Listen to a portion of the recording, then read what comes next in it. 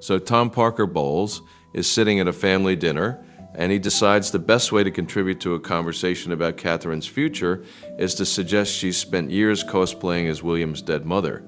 And the thing is, he doesn't even say it like it's an insult. He says it like it's a compliment, like he's giving her credit for a masterful performance. That's the part that makes it so much worse. You can argue with an accusation. You can push back on a direct insult. But when someone sits there and calmly explains that your wife's entire public identity is a carefully constructed imitation of your mother, what do you even do with that? William figured it out pretty quickly. He stood up, and the question he asked Tom afterward is the reason this whole thing isn't just an awkward dinner story. It's a window into something that's apparently been festering inside the family for a while. Before we get into the details of what was actually said and why it matters, do me a quick favor and hit subscribe to Crown Watch. It takes a second, and it genuinely helps the channel keep doing this kind of breakdown. All right, back to it. So the evening started out normal enough.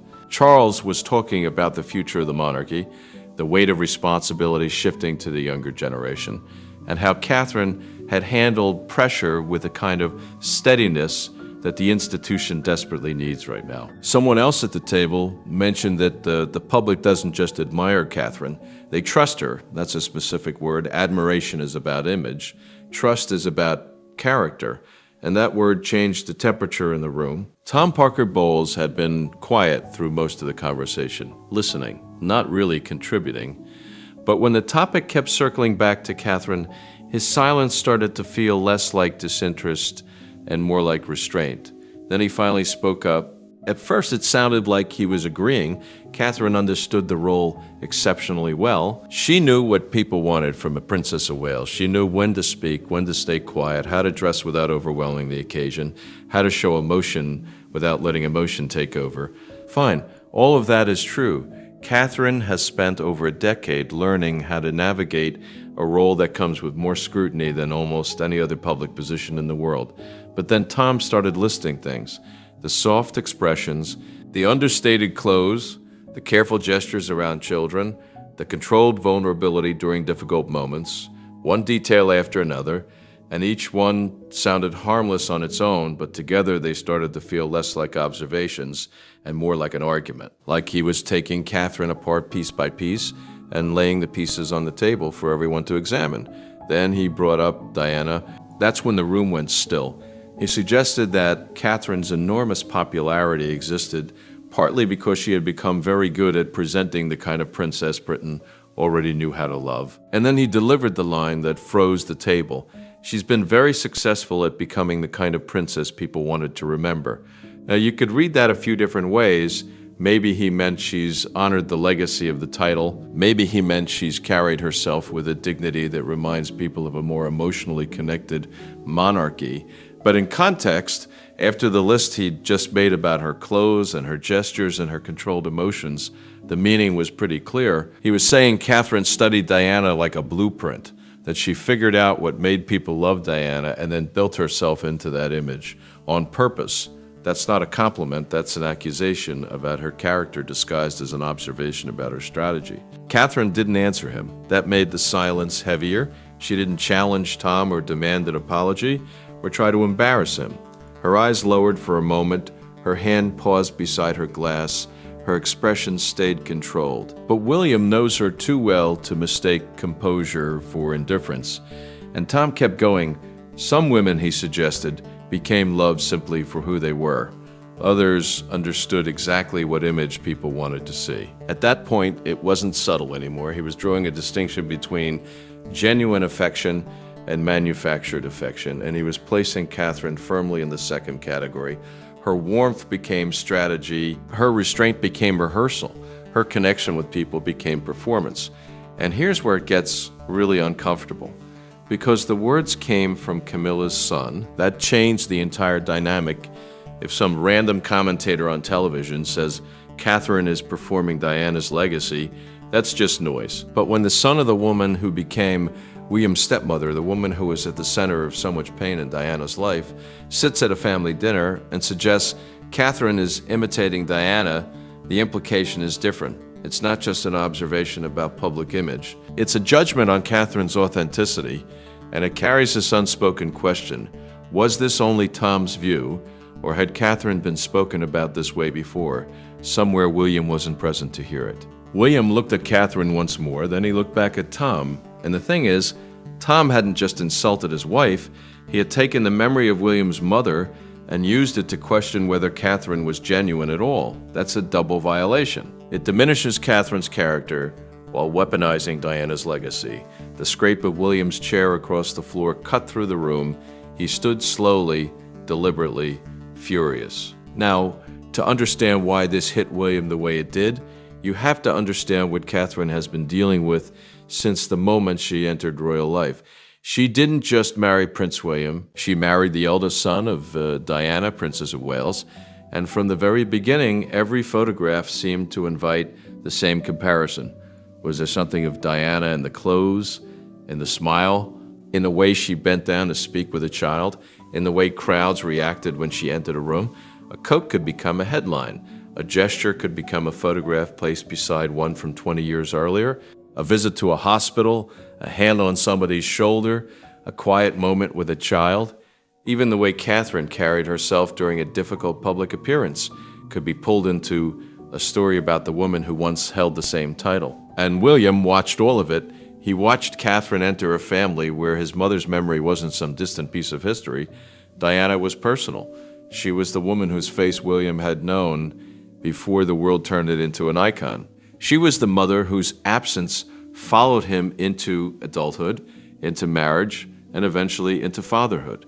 William has said before that Catherine never knew Diana, so she can't provide that level of detail when their children ask questions. He talks to George about Diana himself. He keeps her memory alive in his own way. That's his role. And Catherine has never tried to replace Diana. She's never needed to. William has been very clear about that over the years. No one is trying to fill his mother's shoes. Catherine will do a very good job of making her own future and her own destiny. But the pressure was already enormous. Without turning Diana into a contest, Catherine could never win. If Catherine dressed too differently, people noticed. If she wore something that reminded people of Diana, they noticed that too. If she showed emotion, the comparison appeared. If she stayed composed, the comparison still appeared. There was no clean way out of it. And that's why Tom's words carried such a specific kind of cruelty. He wasn't accusing Catherine of struggling to escape Diana's shadow. He was accusing her of using it. That distinction changes everything. One is a burden she carries. The other is a strategy she supposedly chose. There was another reason the accusation cut so deeply. Diana wasn't just the famous predecessor whose style could be copied and forgotten. She was William's mother. Any suggestion that Catherine deliberately borrowed from her carried an intimacy Tom couldn't separate from the family sitting around him. And Tom wasn't a distant commentator making the observation from a television studio. He was Queen Camilla's son, seated inside the same family circle, speaking directly in front of the man who had spent years protecting both Diana's memory and Catherine's place beside him. That gave the words another edge. They were no longer commentary from outside the palace. They had entered the family itself, across a table where every person understood how sensitive Diana's name remained. Across the dinner table, Tom slowly turned his glass between his fingers, while Charles continued speaking. Catherine listened without interrupting. William's eyes moved from his father to Tom, then back to Catherine. Nothing dramatic happened. No one raised a voice. Not yet, but the conversation had reached the exact subject Tom seemed unable to leave alone. Catherine's public standing. For years, the qualities people admired in her had appeared almost painfully simple. She showed up, she remained calm, she spoke carefully, she gave attention to the person in front of her, she handled scrutiny without making every difficult moment about herself. To William, those things were not performance. They were the private habits he had seen when cameras were gone. That was the part Tom couldn't see. He didn't see every quiet conversation before an engagement. He didn't see the moments Catherine worried about getting something wrong, then went out and did the work anyway. He didn't see the weight of stepping into a title permanently tied to a woman Britain still remembered with extraordinary emotion. William did. And because he did, the suggestion that Catherine had studied Diana like a blueprint wasn't merely rude. It rewrote years of William's own life with her. It suggested that the woman beside him hadn't earned trust through consistency. She had engineered it. It suggested that her restraint was calculated, her warmth selected, her public manner assembled piece by piece from memories that already belonged to somebody else. That was why Catherine's silence mattered so much. She had spent years refusing to turn Diana into a rivalry. She had never needed to diminish William's mother in order to establish herself. She had allowed the comparisons to come and go without fighting every headline, every photograph, every whispered judgment. Now, Tom was about to claim the opposite. He was about to suggest that Catherine had not merely lived under Diana's shadow. She had learned how to use it. And the reason he finally pushed the conversation that far came down to one word Charles had used about Catherine earlier that evening: trust. The dinner had reached the part of the evening when conversation usually softened. Plates had been cleared. Voices had settled. The room no longer felt ceremonial. It felt private. Charles had been speaking about the strain the family had carried through the years and the amount of responsibility now falling on the younger generation. His tone was measured, but the point was clear. The monarchy couldn't afford to look distant. It needed people the public still felt connected to. Catherine's name came up naturally. Charles spoke about resilience, about the way she had continued to carry herself through pressure without allowing every difficult moment to become a spectacle. He said very little that sounded exaggerated. That made the praise stronger. Someone else at the table mentioned the future, not next month, not the next engagement, the future of the monarchy itself. The conversation shifted toward William and Catherine, their children, and the way the younger Wales family had become a point of emotional connection for people who no longer followed every royal event. There was talk of school visits, public walkabouts, family appearances, and the strange ability Catherine had to make formal occasions feel less formal without breaking the rules that held them together. Tom said nothing. He listened. Charles continued. Another voice at the table remarked that Catherine had something the institution couldn't simply create through planning or publicity. The public trusts her. That sentence changed the temperature. Tom looked up. He didn't challenge it directly. He didn't laugh. He didn't interrupt with anything obviously hostile. He entered softly. Catherine, he said, certainly understood the position well.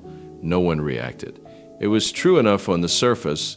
Catherine had spent years learning the demands of royal life. She knew protocol, timing, presentation, and a discipline required to remain composed in rooms where every movement could be photographed. Tom continued. She understood what the public expected from a Princess of Wales. Still defensible, Charles gave no sign that he objected. Catherine remained attentive.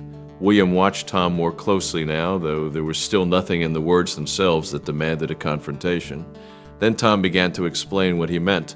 He mentioned the clothes first, understated, familiar, never too loud.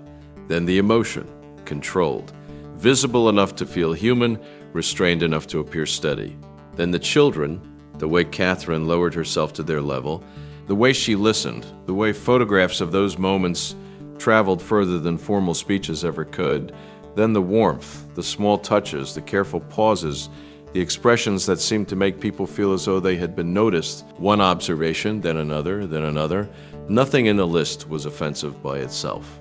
Together, they began to sound different. The conversation no longer felt like praise. It felt like Tom was taking Catherine apart piece by piece and laying the pieces on the table. William's attention sharpened. Camilla heard it too. The change was slight but unmistakable. What had started as commentary on Catherine's strengths was becoming an argument about how those strengths had been built. Then Tom mentioned Diana. The room went still before he even finished the thought. He suggested that Catherine's success came partly from understanding the emotional memory attached to the title she carried. Britain already knew what it wanted to feel when it looked at a Princess of Wales. He said certain gestures worked, certain qualities landed, certain images stayed with people. Then came the line, "She's been very successful at becoming the kind of princess people wanted to remember." Silence. Not outrage. Not yet. The sentence simply sat there. Catherine looked down. Her fingers stopped beside her glass. She didn't move it. She didn't answer. William looked at her, then back at Tom. Across the table, Camilla's eyes shifted toward William. She had seen the change in his face. The warmth had gone out of it. Charles stopped speaking. Tom seemed to notice finally that the room had not received his observation as clever analysis, so he pushed again. Some women, he suggested, were loved simply because of who they were. Others became loved because they understood exactly what image people wanted to see. That was the moment the meaning became impossible to soften. Catherine wasn't being praised for understanding duty. She was being accused of understanding performance. Her connection with people was no longer instinct, it was strategy. Her restraint was not character, it was calibration. The room had gone quiet enough for every small sound to matter. Tom tried to explain. He said he was talking about public image, about presentation, about how modern royalty worked. He started adding context to words that no longer needed context. Too late, William had heard enough. Catherine remained still, and somehow that made everything worse. She didn't rescue Tom by reacting. She didn't give him an argument to hide behind. She simply sat there wounded and composed, while his explanation grew thinner with every sentence. Tom kept talking. William stopped listening. Then William's chair scraped across the floor. He stood, but he didn't shout. That made the room more uncomfortable. There was no fist against the table, no dramatic gesture, no burst of anger that could be dismissed as temper. He simply rose, looked directly across at Tom Parker Bowles, and let the silence settle before he spoke. "You do not speak about my wife like that." The sentence was quiet. It landed harder because of it. Tom blinked, then tried to pull the conversation back into safer territory. He said the point had been about public image, nothing more. Royal presentation, media expectation, the way historic roles carried certain visual and emotional associations. He insisted he had been talking about how people responded to symbols, not making a personal attack on Catherine. William didn't move. Tom kept explaining. He spoke about the pressure attached to the title, the comparisons made by newspapers, the way every Princess of Wales would inevitably be viewed through history. He tried to turn what he had said into an abstract discussion about monarchy, branding, memory, and public perception. William refused to let him, because that wasn't what had happened. Tom hadn't criticized the communications plan, he had questioned Catherine's character. William made the distinction with brutal clarity. Catherine had never asked to be Diana. She had never claimed to be Diana. She had never entered the family pretending that she could replace the woman who had been William's mother, and she had never needed to. The title came with history. Everyone knew that. Catherine knew it better than most, but carrying history was not the same as exploiting it. William's voice tightened. Tom had taken every quality Catherine had spent years showing in public and recast it as calculation. He had suggested that kindness could be technique, that restraint could be theater, that warmth could be strategy. Then he had used Diana to make the accusation stick. That was the part William couldn't let pass. His mother was not a comparison chart. She was not a set of gestures for somebody else to copy. And she was certainly not a weapon Tom could pick up at dinner and use against William's wife. The room had gone completely still. Camilla looked from William to Tom and understood, perhaps more quickly than anyone else, how badly the conversation had turned. Her son had done something far bigger than make an awkward remark. He had dragged Diana into a room containing Charles, Camilla, William, and Catherine all at once. There was almost no name more capable of reopening old fault lines. Camilla tried to intervene carefully. She suggested Tom's meaning had been misunderstood. She said he had been talking generally about public expectation and the burden of royal roles. It was an attempt to lower the temperature without directly defending the words themselves. William didn't accept it. He looked toward Camilla only briefly before returning his attention to Tom. Misunderstood? No. The meaning had been clear enough. If Tom had wanted to discuss media strategy, he could have discussed media strategy. If he wanted to discuss historical comparison, he could have done that too. But he had gone further. He had suggested Catherine knew exactly what image people wanted and had shaped herself around it. That was personal. That was the line. And William was not backing away from it. Catherine remained seated. She didn't interrupt him. She didn't tell him to stop. She didn't use the moment to attack Tom or Camilla. She watched quietly while William defended a boundary that until that evening nobody at the table had been foolish enough to test so openly. William's anger was no longer hidden. still controlled, still measured, but unmistakable. He told Tom that Catherine had spent years being compared with everybody except herself. Every outfit, every photograph, every public moment had been examined against somebody else's memory. She had carried it without turning those comparisons into resentment. And now Tom wanted to use that pressure as proof that she had manufactured who she was. William would not allow it. Back at the table, Tom's expression had changed. The confidence was gone. He began another explanation, but William cut through it with a question nobody expected. Was this really something Tom had only thought of tonight? The room changed again, because that question was no longer about one sentence. It was about where the sentence had come from. Tom hesitated just for a moment, but everyone saw it. William did too. He asked again, more quietly this time. Was this the first time Tom had spoken about Catherine that way? Camilla's face tightened. Catherine finally looked up. Tom opened his mouth, but no answer came quickly enough. And before he could decide what to say, Charles finally spoke. Charles didn't raise his voice. He didn't tell William to sit down. He didn't rush to defend Tom. For several seconds, he simply looked across the table, first at Catherine, then at Tom, as though weighing whether there was any graceful way left to rescue the evening. There wasn't. When Charles finally spoke, the words were brief. Tom owed Catherine an apology.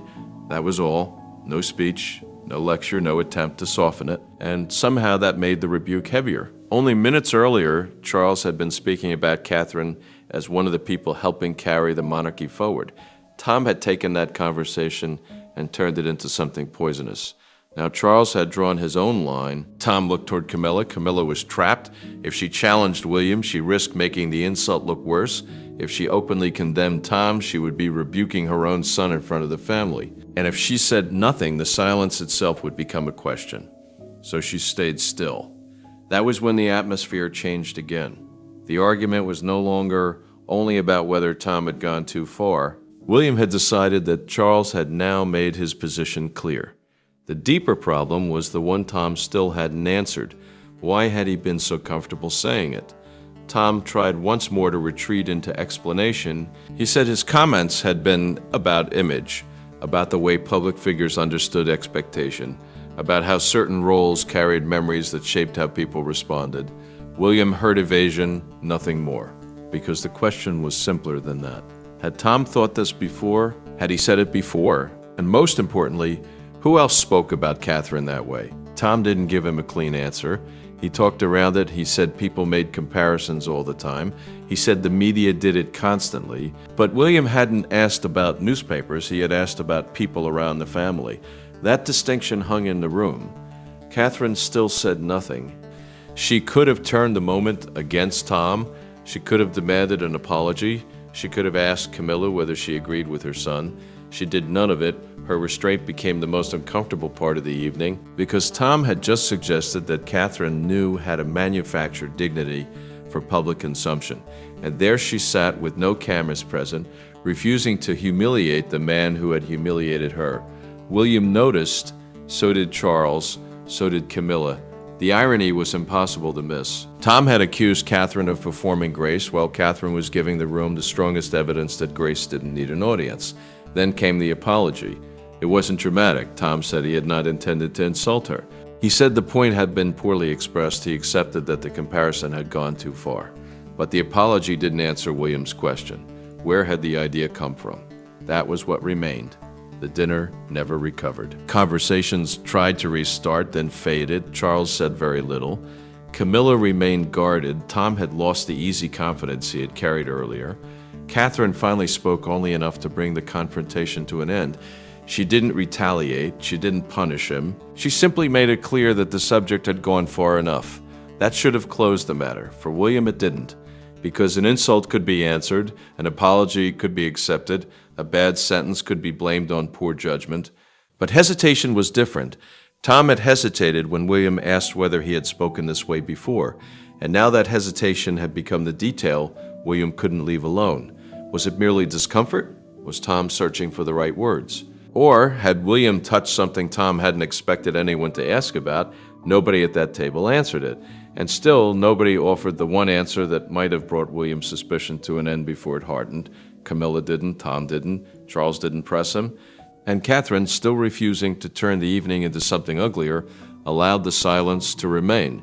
The dinner began to break apart. Chairs moved, voices lowered. People started leaving the table with the stiff politeness of a gathering that had ended long before anyone officially admitted it. William stayed close to Catherine. Tom remained behind with Camilla, and what had begun as praise for Catherine's future inside the monarchy had ended with one uncomfortable question. Not whether Tom regretted what he had said, not whether Catherine had been hurt, something else. Who had been talking about Catherine when William wasn't there? That was the question that followed him out of the room, and when the dinner finally broke apart, it wasn't Tom's insult William kept returning to. It was the question Tom never answered. The dinner ended without anyone formally ending it. No easy return to small talk. The room had run out of places to go. Catherine rose quietly. She gathered herself, offered the smallest sign of courtesy the moment required, and left the table with the same control she had shown through the confrontation. She didn't ask anyone to follow her, and she didn't need to. William was already moving before the door had fully closed behind her. That was when the room truly changed. For Tom, the remark that had probably sounded sharp, clever, even sophisticated when it first formed had become something else entirely. He had tried to present it as commentary about image and history. Instead, it had exposed a fault line running through the family. Camilla remained seated, caught between embarrassment and anger. Her son had crossed the line in front of the Prince and Princess of Wales, and there was no painless way for her to respond. Defending Tom too strongly would make the insult look endorsed. Turning on him would mean publicly abandoning her own son. Silence protected nobody. Charles understood the damage too. The evening had been meant to reflect stability, the future, continuity, confidence in the next generation. Instead, it had ended by showing how quickly old history could enter a modern room and split it apart. But William's anger was never really about clothing. It wasn't about photographs. It wasn't even about the fact that Catherine and Diana had sometimes been compared by the public. That had happened for years. The real wound was deeper. Tom had questioned whether Catherine's goodness belonged to Catherine at all. That was the accusation beneath everything. Her warmth could be rehearsed. Her restraint could be calculated. Her ability to connect could be something learned rather than something felt. And Britain's affection for her could, in Tom's telling, be the result of knowing exactly which memories to awaken. That was what brought William out of his chair. Because William knew the woman behind the public appearances. He knew what Catherine looked like when there were no cameras waiting for a reaction. He knew how she carried pressure before the doors opened and after they closed. He knew the difference between something performed for a crowd and something lived when nobody was watching. Tom had reduced all of that to image. Then he had tied that image to Diana. For William, that crossed both sides of the same emotional line. His wife had been diminished. His mother's memory had been used to do it. That was why Tom's attempts to hide behind phrases like public perception never worked. William had heard the argument underneath the vocabulary. Catherine was not being Catherine. She was supposedly giving Britain a carefully assembled version of a woman had already missed. And William could not accept that. Not in silence, not at his own family's table. Still, once the anger settled, something else remained. A question. Tom Parker Bowles was not an outsider passing judgment from a newspaper column or television studio. He was Queen Camilla's son. He had been sitting only feet away from William and Catherine when he felt comfortable enough to say what he said. So where had the idea come from? Had Tom formed the opinion entirely on his own? Had he listened to years of public comparisons and drawn his own conclusion? Had he heard similar observations elsewhere? Had Catherine's popularity, her image, even the public affection surrounding her, been discussed differently in private rooms where William was not present? There was no answer. William had asked Tom whether this was really something he had only thought of that evening. Tom never gave him the clean answer he wanted, because a cruel remark can be challenged, an apology can be demanded, a boundary can be drawn. But an unanswered question does something different. It stays. If Tom had been willing to say those words with William directly across from him, what had been said when William was not in the room? That was the part the dinner could not resolve. And that's the part that matters most. The insult was ugly, but the silence around its origin was worse, because it suggested that the idea wasn't new. It had just finally found its way to the dinner table.